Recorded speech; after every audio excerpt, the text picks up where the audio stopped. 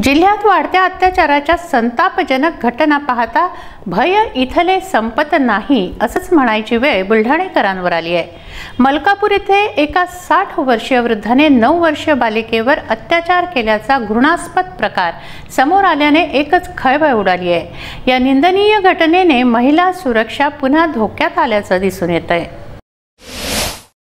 मलकापूर येथे 60 वर्षीय वृद्धाने 9 वर्षीय बालिकेवर अत्याचार केल्याची घृणास्पद घटना घडली आहे।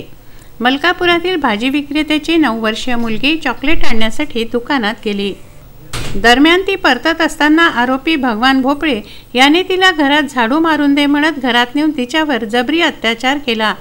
नाव भगवान असलं तरी या वासनांध शैतानाने केलेलं दुष्कर्म संतापजनक आहे। या प्रकारामुळे पीडित मुलगी गांगरून गेली। दरम्यान तिने या घटनेची सविस्तर माहिती आपल्या आईवडिलांना सांगितल्यानंतर या प्रकरणाची तक्रार मलकापूर पोलीस ठाण्यात करण्यात आली।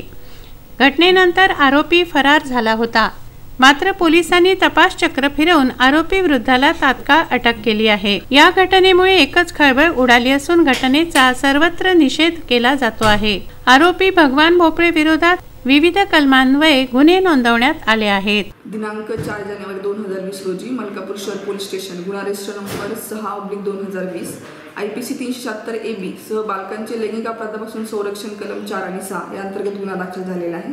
यातील पीडित बालिका ही 9 वर्षाची आहे आणि आरोपी भगवान भोपळे हा 60 वर्षाचा इसम आहे। यामध्ये मुलगी शाळेतून आल्यानंतर किराणा दुकानामध्ये चॉकलेट आणायला गेली होती। ती चॉकलेट घेऊन परत येत असताना आरोपीचे घर मधात पडतं, तेव्हा आरोपीने तिला अडवलं आणि घरात झाडझूड करायची आहे असं म्हणून तिला घरात बोलवलं। नंतर ती झाडझूड करत असताना आरोपीने तिला पलंगावर झोपवलं आणि तिच्याशी जबरी संभोग केला।